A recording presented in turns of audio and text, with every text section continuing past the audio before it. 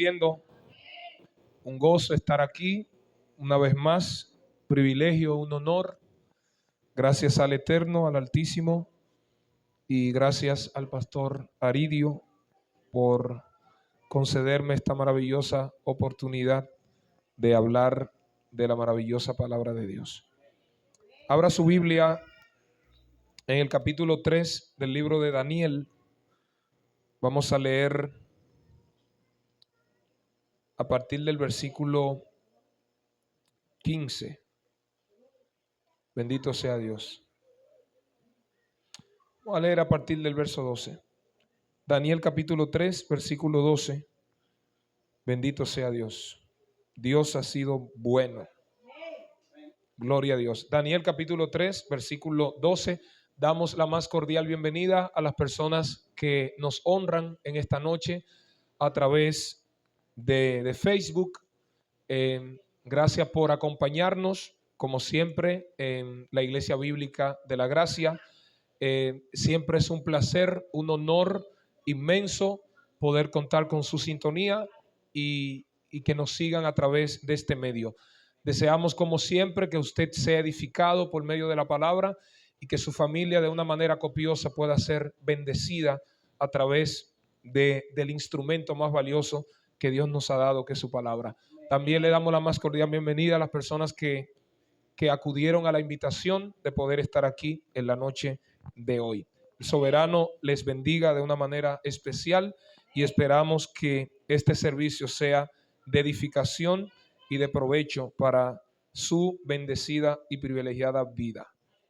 Amén. ¿Cuántos alaban a Jesús? ¿Cuántos creen que Dios es bueno? Diga conmigo, Dios es bueno. Regálele un aplauso al Cristo de la gloria. Bendito sea Dios. Bendito sea Dios. Dios es bueno. Él es fiel. Él es digno de toda adoración. No tenemos cómo pagar todo lo que Él ha hecho en nuestras vidas. Si pudiéramos enumerar las grandes cosas que Dios ha hecho, yo creo que nos quedaríamos sin palabra. Bendito sea Dios. El simple hecho de poder ser salvados, de que Cristo muriera por nosotros en la cruz, que cambiara nuestra mente, nuestro corazón y le diera un rumbo distinto a nuestra vida. Yo creo que eso es un motivo de gratitud y de adoración al Señor. Dice la palabra de Dios en Daniel capítulo 3, versículo 12. Dice: hay unos varones judíos, los cuales pusiste sobre los negocios de la provincia de Babilonia, Sadrach, Mesach y Abednego. Estos varones, oh rey, no te han respetado. No adoran tus dioses, ni adoran la estatua de oro que has levantado. Entonces Nabucodonosor dijo con ira y con enojo que le trajesen a Sadrach, Mesach y Abednego. Al instante fueron traídos estos varones delante del rey. Habló Nabucodonosor y les dijo: es verdad, Sadrach, Mesach y Abednego, que ustedes no honran a mi Dios, ni adoráis la estatua de oro que he levantado. Ahora pues, ¿estáis dispuestos para al oír el son de la bocina, de la flauta, del tamboril, del arpa, del salterio, de la zampoña y de todo instrumento de música, os postréis y adoréis la estatua que he hecho? Porque si no la adorareis, en la misma hora seréis echados en medio de un horno de fuego ardiendo. ¿Y qué Dios será aquel que os libre de mis manos? Sadrach, Mesach y Abednego respondieron al rey Nabucodonosor diciendo: no es necesario que te respondamos sobre este asunto. He aquí nuestro Dios, a quien servimos, puede librarnos del horno de fuego ardiendo, y de tu mano, oh rey, nos librará. Y si no, sepas, oh rey, que no serviremos a tus dioses, ni tampoco adoraremos la estatua que has levantado. Amén. Puede sentarse. La palabra del Señor está bendecida. Amén. Esta es una historia muy conocida. Yo creo que la Biblia es un libro de relatos, y todos esos relatos tienen un enfoque muy marcado. Yo creo que la Biblia es el libro más polifacético que se ha escrito en la historia de la humanidad. Porque sin ser un libro de ciencia, habla de ciencia. Sin ser un libro de química, habla de química. Sin ser un libro de matemáticas, habla de matemáticas. La Biblia es un libro espectacular. La Biblia esencialmente es un libro de soteria, libro que específicamente cuenta la historia desde de la salvación, desde el principio hasta el fin. Gloria a Dios. Sin embargo, donde hemos leído es un hecho histórico que para mí es una historia asombrosa. Yo quiero hablar esta noche sobre la importancia de entender la soberanía de Dios. Es decir, entender la soberanía de Dios, evidencia de fe. Amén. Gloria a Dios. Y yo creo que el pasaje que hemos leído es un pasaje correcto para poder hablar de lo que produce en el creyente cuando el creyente tiene un entendimiento claro y diáfano de que Dios es soberano. Hay una frase de Juan Calvino que dice que donde quiera que veamos la palabra de Dios predicada y oída a fondo, hay una iglesia donde Dios existe, aún tenga enjambres de defectos.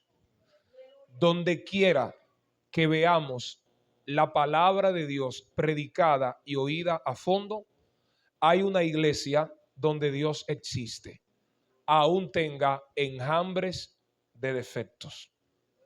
¿Por qué? Porque la palabra de Dios resalta los atributos, la naturaleza y el carácter de Dios. E incluso el término hebreo que se utiliza para definir la palabra de Dios en el hebreo, en el original hebreo, es el término dabar, transliterado a nuestro idioma. Y dabar, los judíos lo definen como la extensión de la naturaleza y del carácter de Dios. Eso quiere decir que donde quiera que la palabra de Dios es predicada, los atributos de Dios operan y gravitan de una manera maravillosa. Por eso, vuelvo a decir, donde la palabra es predicada y oída a fondo, allí hay una iglesia donde Dios existe. Porque donde la palabra de Dios mora, entonces los atributos de Dios moran, literalmente. Y aunque esa iglesia esté llena de defectos, es una iglesia donde Dios habita y donde Dios existe. La palabra de Dios, vuelvo a decir, habla de los atributos de Dios. Y si algo podemos conocer en el orden de la Biblia, es que teológicamente Dios tiene atributos comunicables y Dios tiene atributos incomunicables. O en otras palabras, Él tiene atributos morales y Él tiene atributos exclusivos. O mejor dicho, hay atributos que Dios comparte con el hombre por el hecho de hacerlo conforme a su semejanza, su imagen y su semejanza. El amor, la misericordia, el perdón, la compasión, la bondad, la generosidad, es decir, la justicia, es decir, hay atributos que Dios comparte con el ser humano. Pero hay atributos que solamente adornan la personalidad de Dios. Y eso es lo que hace a Dios diferente a nosotros. Que Él tiene atributos exclusivos. Por ejemplo, uno de esos atributos se le llama, por ejemplo, trascendencia. Dios es trascendente. ¿Qué quiere decir eso? Que Dios nos creó, pero Él es muy diferente a su creación. Es muy distinto. Amén. Dice Isaías 55, el versículo 8 y el verso 9. Como son más altos los cielos que la tierra, así son sus caminos más altos que nuestros caminos, y sus pensamientos más altos que nuestros pensamientos. Si cuando hablo de trascendencia quiero decir que aunque Él nos creó, Él es muy distinto a nosotros. Él piensa diferente. Él ve las cosas de una óptica y de una perspectiva totalmente distinta a como nosotros la vemos. Y al Dios darnos esta palabra, esta Biblia, esto que llamamos Biblia, que aunque fue escrita por hombres, pero el contenido que hay en ella no es una idea ni un invento humano. Dice, el contenido que tenemos en la palabra, aunque Dios utilizó a entes humanos, aunque Dios se valió de un lenguaje humano para poder comunicar su revelación a los hombres, el contenido que hay aquí no es inspiración humana, es inspiración divina. Por eso los autores escribieron siendo inspirados por el Espíritu. Eso quiere decir que ellos no inspiraron lo que era parte de su propia intuición, sino que fue el resultado de la iluminación que el Espíritu traía a esas personas. ¿Alguien alaba a Jesús? A su nombre. Dios no nos necesita a nosotros para ser Dios. Amén. Él sigue siendo Dios sin usted y sin mí. Ahora nosotros lo necesitamos a Él para poder operar como Él desea que nosotros operemos. La Biblia habla con lujos y detalles acerca de la omnipotencia de Dios, de la omnisciencia divina. La Biblia habla de la omnipresencia de Dios. La Biblia habla de la inmanencia de Dios. La Biblia habla de la eternidad de Dios. Él es eterno. Él no tiene comienzo ni tiene principio. Él es el principio, Él es el fin. Gloria a Dios. La Biblia nos habla de tantas cosas, pero yo creo que la soberanía de Dios es un atributo céntrico, es un atributo cardinal, un atributo esencial que lo podemos ver desde el principio hasta el final. Es decir, la soberanía de Dios está plasmada aquí. Por ejemplo, cuando Dios creó el universo, nadie le ordenó que lo hiciera. Él lo creó porque Él decidió crearlo, porque Él es soberano, literalmente. Cuando Dios creó a los seres humanos que iban a habitar este planeta, tampoco nadie le dio permiso para que lo hiciera. Él lo hizo en su sola potestad, en su soberanía. Porque la soberanía de Dios le da libertad para Él hacer lo que Él quiere, como Él quiere, cuando Él quiere y donde Él quiere. Y nadie lo puede cuestionar. A su nombre. Cuando el mismo Dios que introdujo y en su soberanía introdujo a Adán en Edén, fue el mismo Dios que en su soberanía, cuando el hombre pecó, lo expulsó del Edén. Alabamos a Dios. A su nombre. El mismo Dios que creó a los seres humanos fue el mismo Dios que determinó exterminar a la raza humana en el diluvio. Amén. Fue el mismo Dios que decidió en la Torre de Babel confundirle las lenguas. El mismo Dios. Bendito Dios. Fue el mismo Dios que decidió destruir a Sodoma y Gomorra. Amén. Pero también fue el mismo Dios que en su soberanía determinó preservar a Lot y preservar a sus hijas. Dios es soberano. A su nombre. Cuando Cristo murió por nosotros, nadie le dio orden para que lo hiciera. Él en su soberanía decidió venir a representarnos y hacer por nosotros lo que nosotros no podíamos hacer. Escuchaba a alguien esta mañana que decía que nosotros fuimos salvados de Dios, salvados por Dios y salvados para Dios. Porque el pecado nos hizo reos delante de Dios. La Biblia dice que nosotros éramos por naturaleza hijos de desobediencia e hijos de ira. Por cuantos todos pecaron, están destituidos de la gloria de Dios. Es decir, el hombre fue excluido por su pecado de la presencia de Dios. Entonces el ser humano estaba destinado a la condenación. Sin embargo, fuimos salvados por Dios y fuimos salvados de Él. Gloria a Dios. Porque la deuda era con Él. Sin embargo, por su propia soberanía, Él decidió salvarnos a nosotros y pagarse Él mismo la deuda que nosotros teníamos con Él. A su nombre. Pero también, si es cierto que fuimos salvados por Él y salvados de Él, fuimos salvados para vivir para Él. Y eso es lo que le da sentido a la vida del ser humano. Cuando usted entiende eso, que el destino de su vida no es el resultado de sus méritos, sino del resultado de la voluntad de Dios, de la gracia de Dios para nuestra vida. Entonces usted debe entender que la gracia no es una licencia para vivir la vida como uno quiere. La gracia no me da legalidad para yo andar como me dé la gana o para violentar la ley. La gracia me da legalidad para yo operar de acuerdo a la misma libertad que me hizo libre. Si la Biblia dice, conoceréis la verdad y la verdad os hará libres.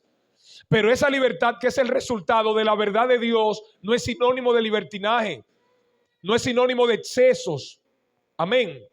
No es sinónimo de yo hacer lo que yo quiera. Esa libertad es una libertad que tiene que operar de acuerdo a la misma verdad que me hizo libre. Y esa verdad que me hizo libre entonces me hace andar en libertad. Y el que anda en libertad sabe que para poder conservar la libertad tiene que vivir de acuerdo a la ley. A su nombre. Entonces, al entender eso, entendemos que tenemos que vivir para Él, porque fuimos salvados para Él, para vivir para Él, para agradarlo a Él, para honrarlo a Él. Es decir, en todo el orden de la Biblia, valga la repetición, podemos encontrar que la soberanía de Dios está plasmada en cada una de las páginas que tenemos aquí en la Biblia. Hay una persona llamada A.W. Pink que dijo, la soberanía de Dios significa que Dios es Dios. Él hace lo que Él quiere, cuando Él quiere, donde Él quiere, como Él quiere y con quien Él quiere. Él es Dios. Y por Él ser Dios, por estar por encima de nosotros, Él sabe lo que hace y sabe cómo lo hace. Amén. Sproul dijo, decir que la soberanía de Dios está limitada por la libertad del hombre es hacer al hombre soberano. A su nombre. Decía Spurgeon, cuando pases por una prueba, la soberanía de Dios es la almohada sobre la cual apoyas tu cabeza. A su nombre. Cuando pases por oiga bien, cuando pases por una prueba, la soberanía de Dios es la almohada sobre la cual apoyar tu cabeza.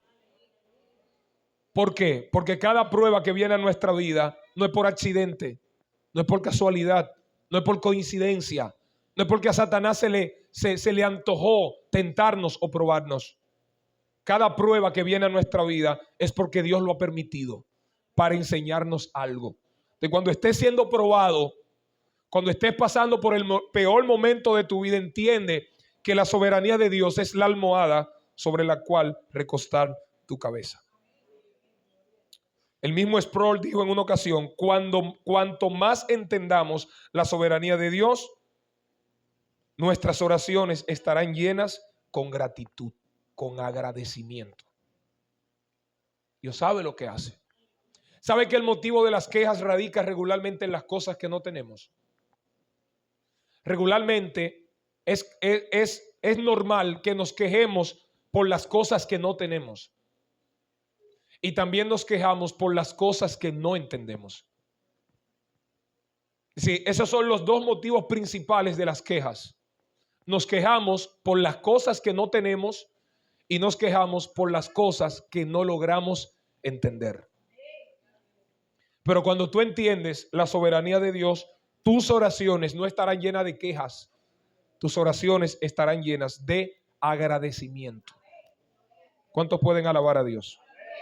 Por eso yo digo que entender la soberanía de Dios es una experiencia maravillosa. Porque entender la soberanía de Dios es lo que le va a dar fortalecimiento a nuestra fe. Por eso digo, entender la soberanía de Dios es una evidencia de fe. Pues yo no puedo desarrollar una vida de fe si no tengo una convicción clara de la soberanía de Dios. Amén. Oiga bien, nunca interpretes el amor de Dios sobre la base o a la luz de las circunstancias que te rodean. Porque si vas a interpretar el amor de Dios a la luz de las cosas que te pasan, entonces te vas a frustrar. Tienes que interpretar el amor de Dios a la luz de lo que Cristo hizo en el Calvario, por amor a ti y por amor a mí. No es por lo que te pase.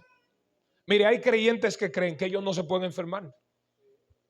Y te citan la Biblia. La Biblia dice que por su llaga fuimos nosotros curados. Te citan la Biblia. Te sacan un texto del contexto y llegan a un pretexto. Gloria a Dios. Entonces, si el creyente no se puede enfermar, entonces tampoco se puede morir. Y hay una ley que dice que esté establecido para los hombres, no solamente para los impíos, No solamente para los inconversos, también para los creyentes y para los conversos. Está establecido que el hombre muera una sola vez y después de esto el juicio. Amén. Hay creyentes que creen que no se pueden enfermar. Hay creyentes que creen que no le puede pasar una tragedia. Mire, a los que son inconversos le da cáncer y a los que son cristianos también. ¿Alguien bendice a Dios? Un cristiano puede morir, un impío puede morir en un accidente de manera trágica, y un lavado con la sangre de Cristo Santo también puede morir en un accidente. Un avión se puede caer y puede estar lleno de inconversos, y se puede caer y estar lleno de creyentes también. Entonces no podemos interpretar el amor de Dios a la luz de las cosas que nos rodean, de nuestras circunstancias, sino a la luz de lo que Cristo hizo en la cruz del Calvario por amor a nosotros. A su nombre. Y eso dice Salomón. Dice Salomón que un mismo hecho le acontece a los justos y a los injustos. Amén. Un mismo hecho, un mismo acontecimiento y acontece. Entonces, por eso tenemos que entender que Dios es soberano. Gloria a Dios. A su nombre. Mire, entender, 5 palabras claves: el verbo entender, el término soberanía, la palabra Dios, el término evidencia y el vocablo fe. Entender, en el hebreo hay 3 vocablos importantes que están intrínsecamente ligados. Está el término da'at, que es conocimiento, el término binach, que significa entendimiento, y el término homak, que significa sabiduría. Para llegar a entender hay que llegar a conocer. Conocer es algo más profundo, gloria a Dios, que tener información sobre algo o sobre alguien. Es llegar a tener una íntima relación con el objeto o la persona conocida. Por eso conocer a Dios desde la perspectiva bíblica, gloria a Dios, es sinónimo de tener una íntima relación con Dios. Si en la medida que usted y yo nos relacionamos con Dios, en esa misma medida vamos a llegar a conocer quién es Dios. Su nombre. El término Dios define a un ser supremo que está por encima de todas las cosas. Ese ser tiene atributos y sus atributos definen lo que Él es. Gloria a Dios. Porque Dios es lo que sus atributos dicen que Él es.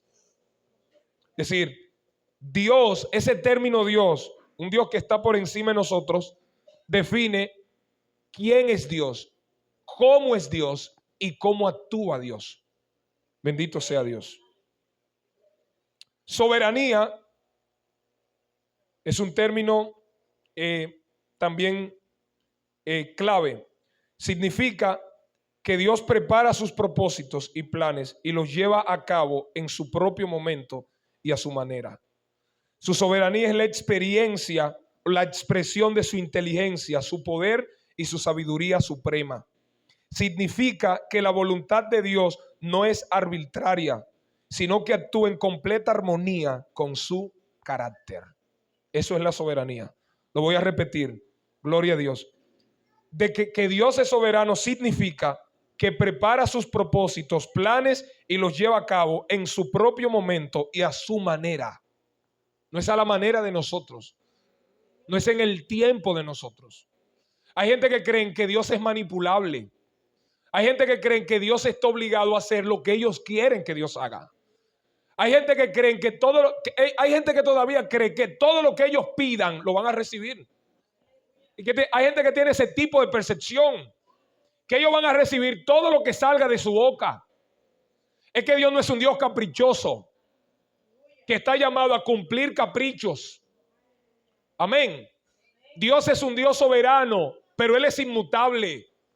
Por eso la Biblia dice que Él no puede negarse a sí mismo. Él no puede obrar contrario a lo que Él es, a lo que su propia naturaleza dice. Por eso Él no miente. Él no se desespera. Gloria a Dios. Él está en su mismo lugar. Entonces Dios lleva a cabo sus planes y sus propósitos, porque Dios tiene presciencia, Él tiene conocimiento anticipado. Y por eso Él puede Él puede, como Él tiene presciencia y lo que para nosotros es futuro, para Él es pasado, Él puede, bendito sea Dios, Él puede predestinar cosas. Pero Él lleva a cabo esos propósitos en su propio momento y a su manera. Yo no sé cuántos de ustedes recuerdan cuando Dios le habló al profeta joven que fuera y orara por un altar y que dijera lo que iba a pasar en ese altar. Pero también eso está en primer libro de Reyes, capítulo 13. Y Dios también le dijo que profetizara que nacería a la casa de Judá un rey que quemaría en ese altar a los adoradores falsos. ¿Usted sabe cuántos años pasaron para que esa profecía se cumpliera? 100 años. Es decir, 100 años antes de que se cumpliera eso, Dios estaba hablando de que se iba a levantar un rey, pero no solamente habla del rey, sino que también llama cómo se iba a llamar ese rey. Está hablando de Josías. Y pasaron 100 años para que esa profecía se cumpliera. Entonces Dios elige el momento para cumplir sus planes y a su manera. Su soberanía es la expresión de su inteligencia, su poder y su sabiduría suprema. Él ve las cosas desde una óptica diferente. Por eso vuelvo a decir, lo que para usted y para mí es futuro, para Él es pasado. Bendito sea Dios. Significa que la voluntad de Dios no es arbitraria, sino que actúa en completa armonía con su carácter. Bendito sea Dios. Eso es la soberanía de Dios. La palabra fe viene del hebreo emunash, y esa fe es una fe contextual y vivencial. Es una fe en su contexto. Esa fe a la que yo me refiero aquí y a la que se refiere la Biblia nunca es una fe emocional ni sentimental. Porque la fe bíblica no es emocional. La fe bíblica está basada en convicciones. Es decir, yo no puedo actuar por lo que yo siento o por lo que yo veo. Yo tengo que actuar sobre la base de lo que yo creo. Amén. De lo que yo creo. Es decir, si yo sé que Dios es bueno, esa bondad de Dios tiene que impactar mi carácter para que yo sea bueno. Amén. Pero ese carácter de bondad que al permear mi vida me inclina a ser bondadoso, me va a llevar a cierta experiencia de que gente mala me trate mal. Si yo voy a actuar por lo que yo siento, posiblemente voy a actuar de la misma manera que él está actuando. Pero si yo actúo por lo que yo creo, entonces tengo que actuar de una manera distinta a como esa persona está actuando. Por eso la Biblia dice que si alguien te maldice, lo tienes que bendecir. Que si alguien te ultraja, tú tienes que orar por él. Amén. Que si tu enemigo tiene hambre, le des de comer. Y que si tiene sed, le des de beber. Por eso Pablo dijo, por fe andamos, no por vista. La fe bíblica tiene dos elementos que son parte intrínseca de ella. Es decir, la fe bíblica siempre está acompañada de obediencia y de fidelidad. Esos tres términos, fe, fidelidad y obediencia, son inseparables. Porque la evidencia de la fe es que la fe que cree obedece. Y esa obediencia se expresa en una vida de fidelidad a Dios. Amén. Es decir, el que cree, por eso cuando la Biblia dice, porque sin fe es imposible agradar a Dios. Ese término fe ahí, en ese contexto, se puede interpretar como sin obediencia, sin fidelidad. Es imposible poder agradar a Dios. Bendito Dios. Es una fe que no es romántica.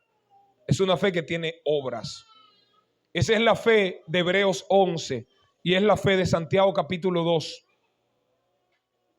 Y es la fe que se muestra a través de la manera como vivimos. ¿Alguien bendice a Jesús? Después de todo eso, esta historia que hemos leído, yo creo que uno de los pasajes bíblicos que revelan de una manera muy evidente personas que tuvieron un entendimiento claro de la soberanía de Dios es este pasaje.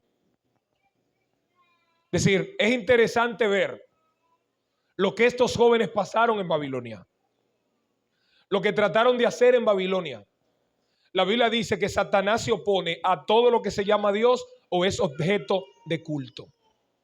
Se opone a todo lo que se llama Dios o es objeto de culto.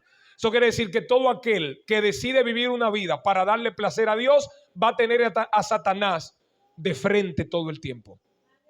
Porque el plan de Satanás es llevarnos o a la idolatría o a la egolatría. Decía Calvino que el corazón humano es una fábrica fabricadora de ídolos, que cuando destruye uno, inmediatamente fabrica otro. Entonces, el plan de Satanás es llevar al hombre, inclinar al hombre a rendirle honor, a rendirle homenaje a él. Entonces, todo aquel que sea un objeto de culto, todo aquel que vive una vida de adoración, entienda que la palabra adoración implica que adorar es un estilo de vida. Amén. Adorar es un estilo de vida. A veces regularmente se dice, venimos a la iglesia a adorar. No, es que adorar no se limita al estar en el templo. Amén. Adorar no se limita al servicio litúrgico. Adorar es un estilo de vida. Adorar implica, yo puedo adorar de la manera como pienso, de la manera como miro, como hablo, como siento, como actúo, la manera como acciono, como reacciono. Es decir, adorar implica toda nuestra vida cotidiana. Amén. Yo adoro cuando soy una persona responsable, cuando soy una persona que tengo palabras, cuando le digo a una persona, sí, yo voy y voy.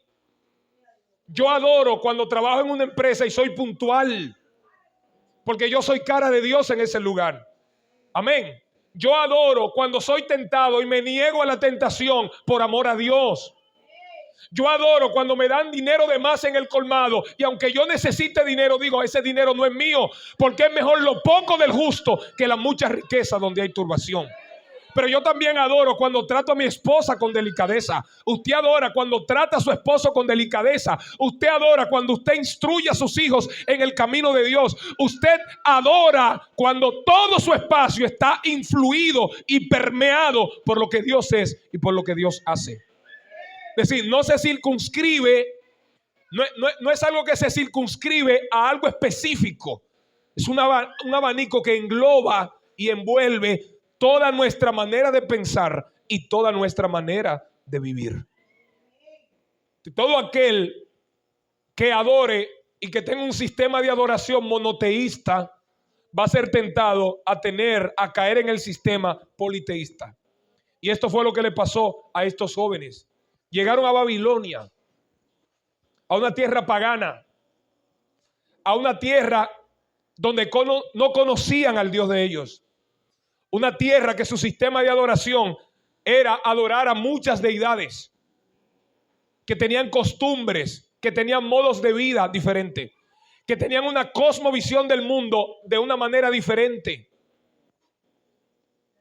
Por eso es que nosotros estamos en el mundo, pero vemos el mundo de una manera distinta. Miramos la vida de una manera distinta como el mundo la ve. Y por eso la gente nos ve como gente rara. Porque miramos el mundo desde la óptica, con los lentes que la Biblia nos provee. Entienda que la Biblia es el lente de Dios y que tiene la cosmovisión de Dios. Y que usted tiene que ponerse esos lentes para mirar el mundo y mirar a la gente como Dios lo mira. A su nombre, gloria. ¿Te recuerda cuando los discípulos en Lucas capítulo 9, versos 54 al 56 llegaron a una sinagoga y no lo quisieron recibir? Y Jacobo y Juan le dijeron, Señor, oramos a Dios como oró Elías para que los consuma y los mate a todos. Y Jesús le dijo, y es de esa manera que ustedes tienen que ver a la gente. Ustedes no saben de qué espíritu son. El Hijo del Hombre no vino a perder vidas, sino a ganarlas. A su nombre. Entonces, estos jóvenes llegan a una tierra, estos jóvenes que tenían fiestas. Amén. Estos jóvenes celebraban la Pascua, celebraban Chabó, que es la fiesta de Pentecostés, celebraban Sukkot, que era la fiesta de las cabañas, de los tabernáculos, celebraban Yom Kippur, que es la fiesta del perdón. A su nombre. Esta gente, cada una de esas fiestas hablaba de Dios. En los dinteles de las casas de esos muchachos estaba la mesusa, que tenía el credo principal de todo judío, que es Deuteronomio 6:4. Shema Yisrael, Adonai Eloheinu, Adonai Ejá. Cada vez que un muchacho judío se levantaba, tenía que decir el Shema. Cuando salía de la casa tenía que decirlo. Cuando regresaba tenía que decirlo. Cuando se acostaba tenía que decirlo, para que nunca olvidara quién era su Dios, a su nombre. ¿Alguien alaba a Dios? Pero los judíos decían que donde estaba colocada la mesusa, ese lugar se convertía en un dirosh kavod, en una morada de honra, donde la chequiná de Dios habitaba en ese lugar. ¿Sabe lo que comían los judíos en la Pascua? Comían hierbas amargas y pan sin levadura, para recordar los 400 años de esclavitud y para recordar la manera como Dios le proveyó el maná en el desierto. Incluso en la fiesta había un espacio para que el niño preguntara al papá que por qué ellos celebraban esa fiesta y por qué esa noche era diferente a todas las noches. Si el niño no preguntaba, el papá tenía que motivarlo para que preguntara. Y en un lenguaje que el niño entendiera, le tenía que explicar toda la historia de Israel, desde la salida de Egipto hasta la recepción de la Torá en el Sinaí. Por eso el término instruye al niño en su camino. El verbo chanak, que significa poner en la boca de un bebé algo fácil de tragar. Celebraban fiesta, pero estos judíos estaban tan impregnados de Dios y estaban tan cubiertos por la influencia, por el conocimiento de Dios, que hasta sus nombres hablaban de Dios. ¿Alguien alaba a Dios? Los judíos antes de comer hacían una oración para bendecir los alimentos. En Babilonia, antes de que el rey comiera los alimentos, eran mecidos a los ídolos. Y eso iba en contrario a su fe. Le vuelvo a decir, hasta sus nombres hablaban de Dios. Oiga, ¿cuáles eran los nombres de ellos? Daniel, Ananías, Azarías y Misael.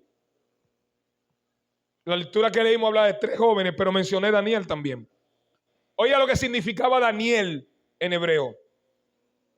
Yahvé es mi juez. Ananías significa Yahvé ha obrado con gracia. Azarías significa Yahvé ha ayudado. Y Misael significa, manera de pregunta, ¿quién es lo que Dios es? Usted puede creer que el significado de esos nombres se manifestó en el horno y en el foso. Es decir, hasta eso tuvo influencia. Pero es que los judíos no ponían nombre por capricho, porque el nombre en la cultura judía era algo más profundo que una mera nomenclatura a través del cual se nombraba a alguien. Los judíos eran muy cuidadosos a la hora de poner un nombre, porque para el judío el nombre hablaba de 5 cosas. Diga conmigo: naturaleza, carácter, misión profética. Hablaba de vida y de destino. Es decir, cuando un judío ponía un nombre, entendía que estaba marcando a ese muchacho. ¿Sabe lo que un muchacho que cada vez que lo llamen Daniel, él entienda que Jehová es su juez? Ananías, Yahvé ha obrado con gracia. Azarías, Yahvé ha ayudado. Misael, ¿quién es lo que Dios es? ¿Usted se imagina el tipo de impacto que tiene eso en la personalidad de alguien? El tipo de impacto que tiene eso en el modus vivendi y en el modus operandi de la gente. Le cambiaron los nombres, porque el plan de Satanás es borrar de nosotros cualquier cosa que tenga que ver con Dios. Es arrancar la esencia de Dios de la vida de alguien. Es poder eliminar la figura de Dios, porque cuando la figura de Dios se pierde en la vida del hombre, no hay nada que buscar en ese ser humano. Cuando la figura de Dios, cuando la esencia de Dios se pierde, desaparece en la vida del hombre, el hombre entra en el desenfreno. Le cambiaron los nombres, pero no cambiaron las convicciones que ellos tenían. Le querían obligar a comer la comida que no debían comer, la comida no kosher, pero ellos se negaron a comer esa comida y prefirieron comer legumbres. Rechazaron la comida que cualquiera anhelaba comer para poder conservar su relación con Dios.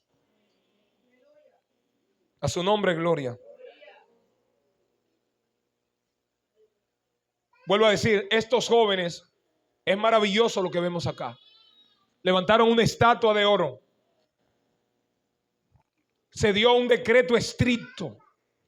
El que no adore, el que no se postre ante esa estatua, va a ser lanzado en un horno de fuego ardiendo.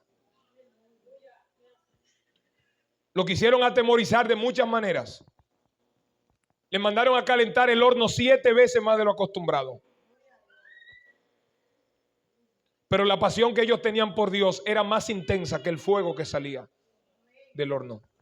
Buscaron hombres robustos para tratar de intimidarlo. Pero la fe que ellos tenían en Dios era más robusta que los hombres que buscaron para intimidarlo. Y otra vez le dijeron lo mismo. Están dispuestos, están listos para que al oír el sonido de la bocina y de todo instrumento de música se postren ante la estatua de oro que yo he levantado. Porque si no lo hacen, serán echados en el horno de fuego ardiendo. ¿Y qué Dios será aquel que os libre de mis manos? Y ellos respondieron: el Dios al que servimos puede librarnos del horno de fuego ardiendo. El Dios al que servimos. Y siempre el verbo servir implica adorar. El Dios al que adoramos, el Dios al que honramos, el Dios con el que tenemos relación, el Dios que es el centro de nuestra vida, nos puede librar del horno ardiendo y de tu mano nos va a librar. ¿Tenían fe, sí o no? ¿Habrá algo imposible para Dios? ¿Habrá algo que Dios no pueda hacer? Lo que es imposible para los hombres, para Dios es posible. Aunque el diagnóstico sea fatal. Regularmente nosotros decimos que Dios tiene la última palabra. Él tiene la primera, la segunda, la tercera y la última. Porque la palabra al principio de Dios es la misma del último. Allá, el último. A su nombre. Aunque el diagnóstico hasta genere depresión, ¿habrá algo imposible para Dios? Cuando Israel pidió carne en el desierto, Moisés le dijo: ¿acaso tú vas a matar todas las aves del cielo y vas a sacar todos los peces del mar para alimentar a un pueblo tan numeroso? Y Jehová le dijo: verás si se cumple mi palabra o no. Te le voy a dar carne por 30 días hasta que ellos la desprecien. A su nombre. El Dios al que servimos, ellos tenían seguridad de eso. El Dios al que servimos, el Dios a quien pertenece nuestra adoración, el Dios que es el centro de nuestra... Oiga, nadie puede adorar algo que no conoce. No podemos adorar efectivamente a Dios si no tenemos un conocimiento efectivo de Dios. ¿Te recuerdas lo que Jesús le dijo a los atenienses cuando tenían un altar cuya inscripción decía al Dios no conocido? Y él le dijo: ese Dios que ustedes no conocen, al que yo conozco. Y como yo conozco a ese Dios que usted no conoce, yo le voy a hablar de ese Dios. Jesús le dijo a la samaritana: ustedes adoran lo que no conocen, pero nosotros adoramos, sabemos lo que adoramos. Ellos sabían a quién adoraban. Ellos conocían la historia de los hechos extraordinarios que Dios había hecho. Y de manera firme, sin ningún tipo de doblez, sin doble ánimo, sin inestabilidad, dijeron: el Dios al que servimos nos puede librar del horno y de tu mano nos va a librar. Pero si esa declaración es interesante, la segunda parte de la declaración es más interesante. Y sepa, oh rey, gloria a Dios. Y si no, oh rey, que no serviremos a tus dioses, ni tampoco adoraremos la estatua que has librado. Él nos puede librar del horno y de tu mano, pero Él también puede decidir que nos quememos dentro del horno. Eso también es fe. Y vuelvo a decir, entender la soberanía de Dios es una evidencia de fe. Cuando tú tienes fe en Él, tú sabes que Él siempre va a hacer lo que Él decida hacer. Y que no hay forma que tú hagas que Él haga algo contrario a lo que Él ha decidido hacer. A su nombre. Y si no hay forma que nosotros podamos cambiar lo que Dios ha determinado hacer. No importa que oremos, que ayunemos, no importa que gritemos, no importa que subamos a un monte y empecemos a gritar despavoridos. No hay forma que podamos cambiar lo que Dios ha dicho que va a hacer. Y ellos lo tenían claro eso. Él es poderoso para librarnos del horno y para librarnos de la mano del rey. Nosotros sabemos que tú dices que ¿qué Dios te librará de tu mano? Nos librará de tu mano. El Dios al que servimos nos puede librar del horno y nos puede librar de tu mano. Pero si Él decide que nos quememos, que nos calcinemos dentro del horno, tampoco vamos a adorar tu estatua. Oye el nivel de fe que tenían estos jóvenes, basado en la soberanía de Dios. La misma fe que le hacía entender que Dios lo podía librar del horno y de la mano del rey, era la misma fe que le hacía entender que Dios podía permitir en su soberanía que ellos se quemaran dentro del horno. Pero aún sabiendo que Dios podía librarle y podía decidir no librarle, ellos decidieron, vamos a serle fiel, nos libre o no nos libre.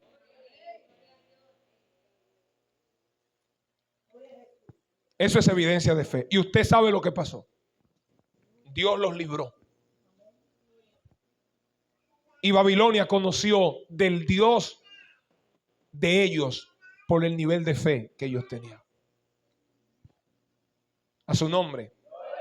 Y dice la Biblia que Nabucodonosor dijo que todo aquel que hable mal, toda nación o lengua que dijere blasfemia contra el Dios de esos jóvenes, sea descuartizado y su casa convertida en muladar, por cuanto no hay Dios que pueda librar como Él. Bendito sea Dios. Tenemos que entender eso, señores, que Dios es soberano y eso le va a dar estabilidad a nuestra fe. Saber que Dios es soberano nos da paz y confianza. Nos enseña quién es Dios, cómo es Dios y cómo actúa Dios. Si no tenemos ese profundo conocimiento de la soberanía de Dios, es cuando empezamos a dudar de su poder y soberanía. Y entonces cuando sufrimos por lo que nos acontece, gloria a Dios, nos ponemos tristes. Pero si sabemos que Dios tiene total control de todas las cosas, es cuando pase lo que pase, caminaremos totalmente confiados de que Dios tiene su propósito en todas las aflicciones nuestras. A medida que vayamos conociendo a Dios, nuestra fe va a ser fortalecida y va a crecer. Nuestra confianza en Él va a ser más sólida y poco a poco sabremos que todo, absolutamente todo lo que nos pase, si estamos en Cristo, será para nuestro bien. Porque sin duda alguna, nuestro Dios es soberano. Pase lo que nos pase. Lo que nos pase, cualquier cosa, aunque no entendamos. Yo siempre recuerdo una historia que escuché de Juan Bunyan. Y recuerdo eso de manera grata. A Juan Bunyan le llamaban el amigo de Dios en Inglaterra por esa relación tan profunda que tenía con Dios. Y lo condenaron a cadena perpetua por predicar el evangelio. Pero cada vez que le decían que lo iban a soltar con la condición que dejara de predicar, él decía, si me sueltan hoy, empiezo mañana. Los presos lo escuchaban de madrugada dando grito como un niño, sollozando como un niño. Pero él no lloraba porque estaba preso. Lloraba por dos cosas. Lloraba por las almas que se perdían y lloraba por una hija ciega que tenía. Un día él le dice a Dios, Señor, si tú me usas para sanar a otros, ¿por qué no me usas para sanar a mi hija que es ciega? Y oyó la voz de Dios que le dijo, ¿qué le puede pedir un amigo a otro amigo que ese amigo no se lo dé? Pero no me pidas que te sane a tu hija, porque si te la sano, se te pierde. Él no volvió a orar más por eso. Pero como Dios es soberano y decidió en su soberanía no devolverle la vista, pero también en su soberanía Él decidió no darle lo que literalmente Él pidió, pero sí concederle lo que esencialmente le motivó a pedir. Él oraba por la vista de su hija porque tenía miedo que nadie se fijara en ella por el hecho de ser ciega. Y cuando Él faltara se quedara huérfana en el mundo y sola. Sin embargo, Dios no le dio la vista, pero le dio esposo y le dio hijos. ¿Alguien puede alabar a Dios? Dios es soberano. Amén. Por eso vuelvo a decir, no importa lo que te pase, tu fe en Cristo no puede ser condicional. No puede ser condicional. No puede estar condicionada a lo que Él haga o lo que no haga. A que me enojo si no lo siento. Me enojo si pido y no me da. Me enojo si me botaron del empleo. Pero ¿por qué no das gracias que te dieron el empleo cuando habían gente más calificada que tú? Ah, no, tú te quejas cuando te despidieron después de 10 años de estar ahí. Pero no das gracias a Dios que Dios te ayudó a durar 10 años cobrando en ese empleo. Y cuando tú llevaste el currículum había gente que estaban mejor calificados y cualificados que tú. Y Dios puso gracia para que te lo dieran a ti. A su nombre. ¿Alguien alaba a Dios? A su nombre. Hay gente que se queja porque se le murió un hijo, pero no le dan gracias a Dios por los 5 que están vivos. ¿Alguien bendice a Jesús? A su nombre. Hay gente que se quejan porque pasaron un día de hambre, porque comieron tarde. Comí tarde en el día, en la noche me pude comer. Pero dale gloria a Dios que estás comiendo aunque sea tarde, porque hay gente que no ha comido y no sabe cuándo va a comer.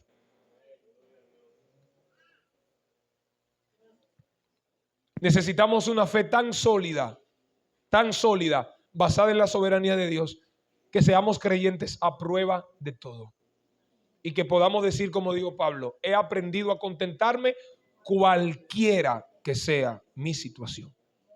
Sé vivir humildemente y sé tener abundancia. En todo y por todo estoy enseñado, para estar saciado como tener hambre, tener abundancia como padecer necesidad. Todo lo puedo en Cristo que me fortalece. Es interesante que la Biblia dice que hay que dar gracias a Dios en todo y por todo. Amén. Efesios 5:20 dice que tenemos que dar gracias a Dios en todo. Y Primera de Tesalonicenses 5:18 dice que tenemos que dar gracias a Dios por todo.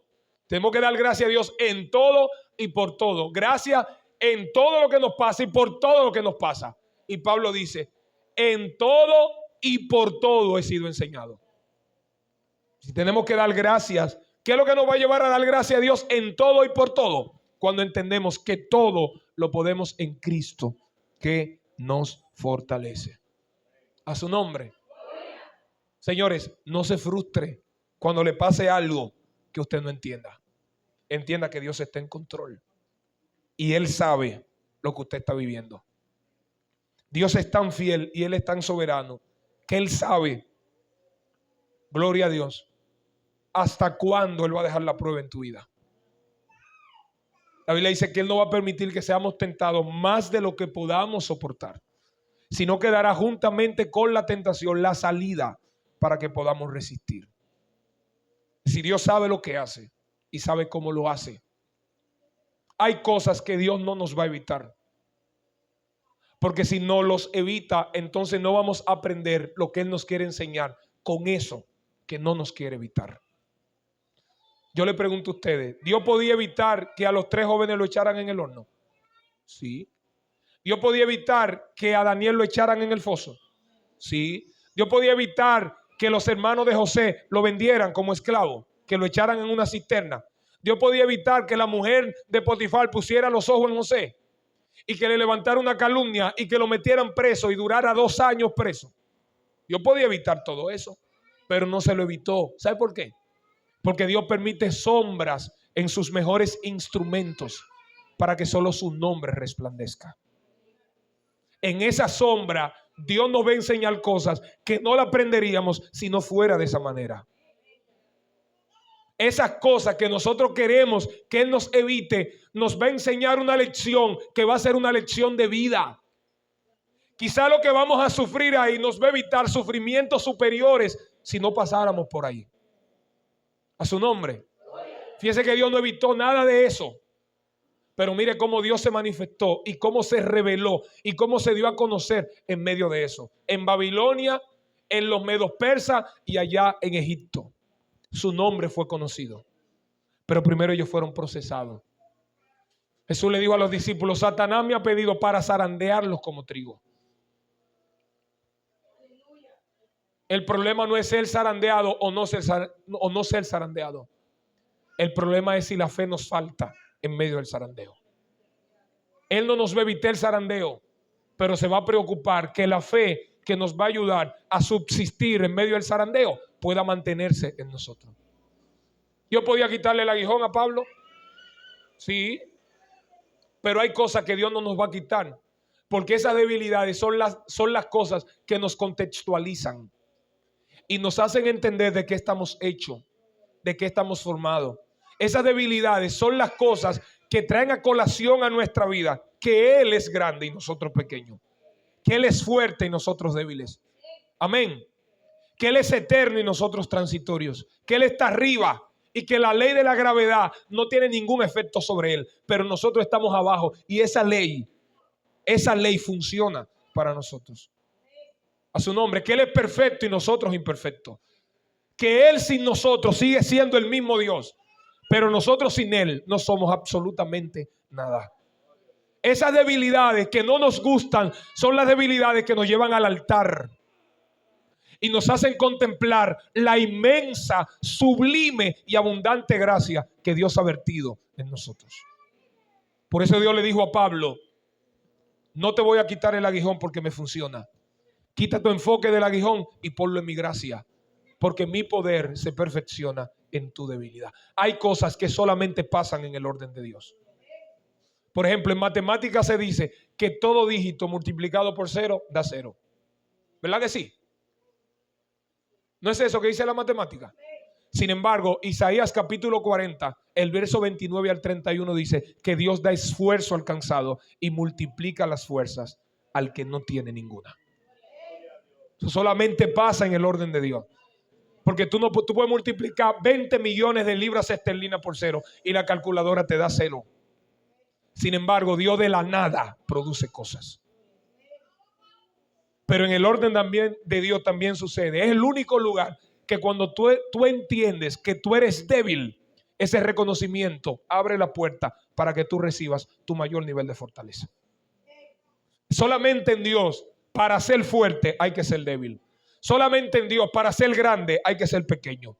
Solamente en Dios, para ser promovido, hay hasta que moldear el polvo. Solamente en el orden de Dios.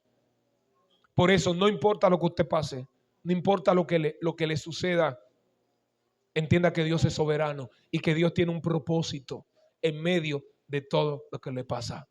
Diga conmigo esta noche: Gansú Letová. Diga conmigo: Gansú Letová. Todo lo malo que te pase, tú tienes que decir eso. Esto también será para bien. No entiendo por qué, no entiendo para qué, no entiendo por qué me está sucediendo esto, pero Gansú Letová. Señores, dejemos de quejarnos.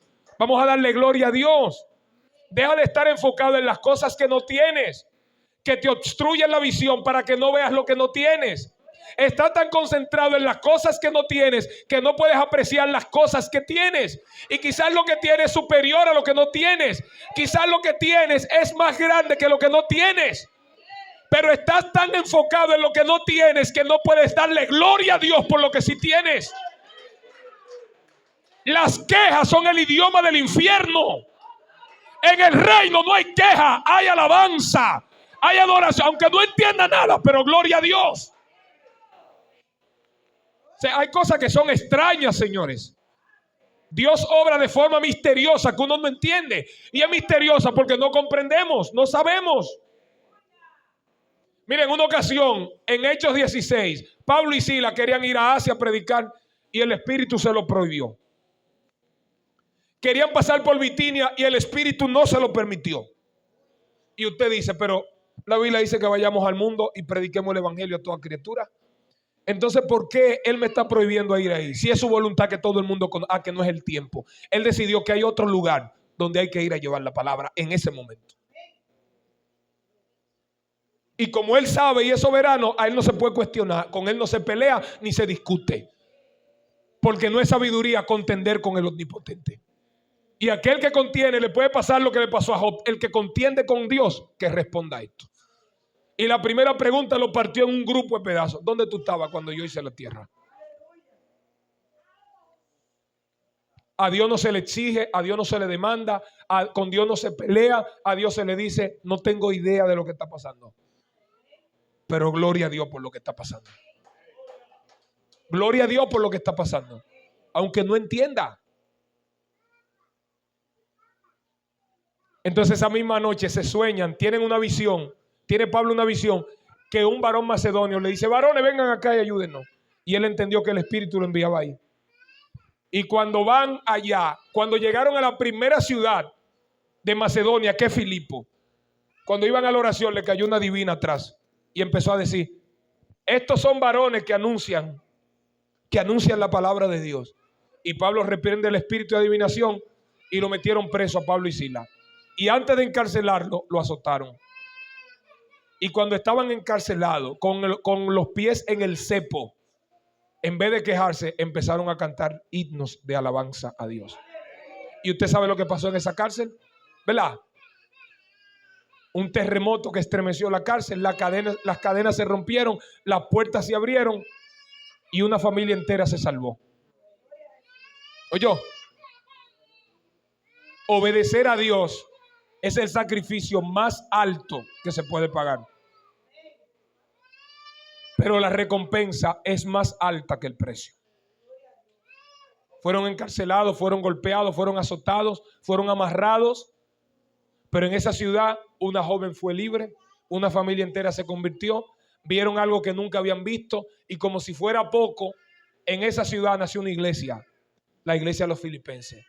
Y desde esa cárcel se escribieron 4 epístolas: Efesios, Filipenses, Colosenses y Filemón. El precio es alto por obedecer a Dios, pero la recompensa es superior al precio. Por eso, si Dios te manda, aunque tú no entiendas, como Abraham, sal de tu tierra y de tu parentela a la tierra que yo te mostraré. Pero Él te la puede mostrar, pero Él decidió no mostrártela. Te la voy a mostrar en la medida que tú me creas y me obedezcas. Y Abraham, sin cuestionar, arrancó y salió. Le promete un hijo y ya cuando humanamente no hay posibilidad, le da el hijo. Y para el colmo, hace que le pongan Isaac, que significa risa. Y después que Dios se lo da, un hombre que humanamente no tenía posibilidad y una mujer que era estéril y además de estéril era vieja, ya ni siquiera ovulaba. Y en esas condiciones Dios le da al hijo y le hace que le pongan risa, Isaac. Y después que se lo da, le dice a Abraham, dame a tu hijo. Él hubiese podido decir, dame a Isaac, ya. Pero no. Le dijo, dame, utilizando pronombres posesivos, dame a tu hijo, a tu único y al que tú amas. Oiga, a tu hijo, a tu único y al que tú amas. Y como si fuera poco, le dice, en holocausto. Tenía que matarlo primero y después quemarlo. Y después le dice, para añadirle suspenso, en uno de los montes que yo te voy a mostrar. Y el hombre arranca con el muchacho hasta donde Dios le dijo, es aquí. Y cuando Dios dijo aquí, él se paró ahí y le dijo al criado, a los criados, ustedes llegaron hasta aquí. Quédense aquí. Nosotros iremos, adoraremos y volveremos. Y durante el camino, el muchacho le dice, papá, aquí está la leña y también el fuego y el cordero para el sacrificio. ¿Usted se imagina lo que sentía Abraham cada vez que oía eso? Y él decía, el Señor se proveerá de cordero. Y Dios permite durante toda la travesía que esa sea la frase, la pregunta que le pregunta el muchacho. Y cuando llegan al lugar, Dios hace que prepare el altar, que amarre al muchacho, que le vende los ojos, que lo monte en el altar, que agarre el cuchillo y que vaya a matarlo. Entonces el ángel le dice: no lo hagas, que ya he visto que temes a Dios, porque no le has negado a tu único hijo. ¿Sabe qué es lo impresionante? Que la Biblia dice, no dice que él iba a ofrecer a Isaac, dice que él lo ofreció.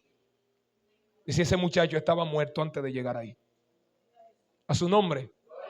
Señores, Dios es soberano. Entender eso y vivir a la luz de la soberanía de Dios es algo espectacular, que nos va a generar una paz interior que será indescriptible e inenarrable. Y vuelvo a decir, y termino diciendo, el hecho de que tú seas cristiano no quiere decir que no tengas que pasar cosas que no vas a entender. Amén. No quiere decir eso.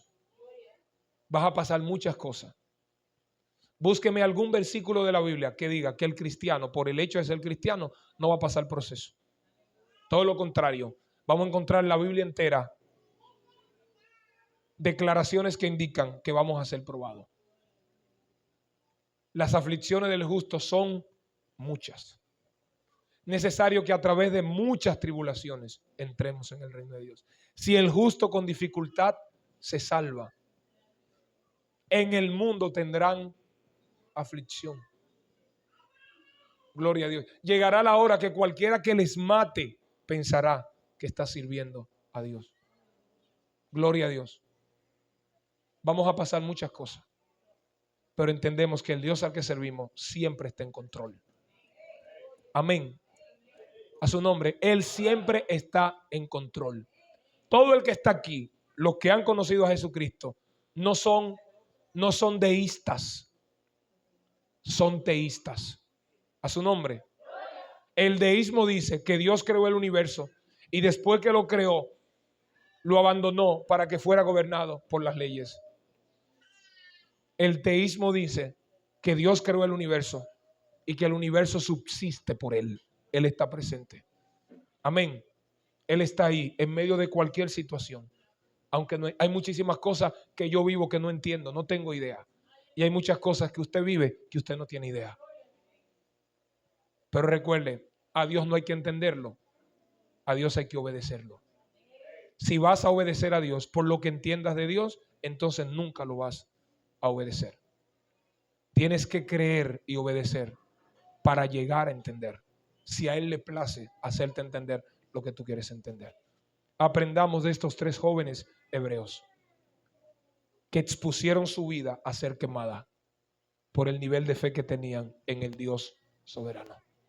Y de la misma manera que Dios los honró, que ellos honraron a Dios, de esa misma forma Dios los honró a ellos. Dios le bendiga esta noche. Un aplauso a Jesucristo. Aleluya. Pastor Aridio, la agrupación. Gloria a Dios. Dios les bendiga, hermanos.